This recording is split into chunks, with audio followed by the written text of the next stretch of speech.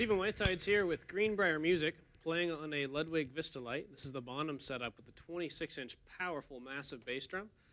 You've got the rack tom, 2 down, 14, 16, 18, and an awesome superphonic snare. This is a staple. It's one of the most reliable snares in the industry. The Black Beauty, its more expensive big brother, is my personal preference when I'm playing something more jazzy, articulate, when I want a singy snare. If I want a tight rock and roll snare, this is where it's at. Funk, hop, blues, they're all right here. If I want a powerful, responsive, earthy-sounding drum set, I'd go for the Ludwig Vistalite Vintage Reproduction. Some of my favorite things about it are that the Vistalite shells have a seam reinforcement. It's hard to see. Let's see. On this tom, it's on the back side, but where the seam meets, butt end, inside there's another strip of the acrylic material that's glued in to keep your shells from separating, which unfortunately is typical of the actual vintage Vistalites, the ones made in the 70s. With the original blue and olive badges, they can tend to peel apart. Not the most durable drums ever, but they sounded great.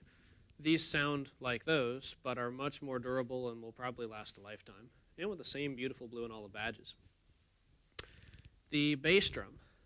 Now, everyone's going to think like super low, woomphy, low end out of this bass. Yes, and you could accentuate that if you got something like an EMAD batter and resonant and replace the bass drum heads. But the stock head surprisingly gets you a really nice high frequency attack. There's a lot of snap out of this head and super easy to play on. I'm using a Pearl Demon Drive double bass pedal. That's my preference. I use one at home. I'm not a huge double bass player, but I do like to have it in there to use on occasion, and I typically play with 4 or 5 other pedals for a remote bass, a tambourine, and remote hi-hats and things. It's coincidentally awesome that the shade of orange on the Demon Drive pedal looks really good with the orange Vistalite from Ludwig. Ludwig's got an awesome commitment to quality going on. They have some of the best USA-made drums in the industry, and if you like USA-made products, consider Vistalite. I gigged a Vistalite for a long time, and I still do on occasion when I'm playing the right gig. Classic vibe or something where I have a lot of stage lights behind me that are going to look really cool, totally into the Vistalite. I can't really think of anything down to say about it other than if you're looking for bright highs, birch, singy tones, don't buy a Vistalite. This isn't the kit for that. This is certainly more of a low-end, articulate, rumbly kit, except that the bass drum has great articulation. It's not as muddy as you'd expect a 26-inch bass to be. If you've played a 26-inch maple, super muddy. You're looking at like a hip-hop boom, unless you tune it really extravagantly, meticulously, really tight on your batter, loose on the resonant side. I've just got medium tension on both heads here. Really simple, quick tuning job, and I've already got tight response, a quick snap. It feels great to play.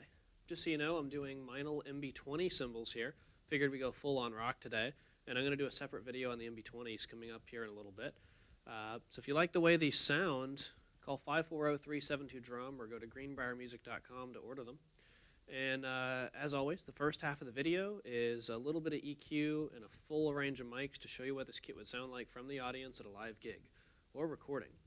But what we're about to do is just the 2 overheads and a kick mic, flat EQ. That way you can hear what the kit would sound like if you were standing in the room next to me. Hope you like both sounds.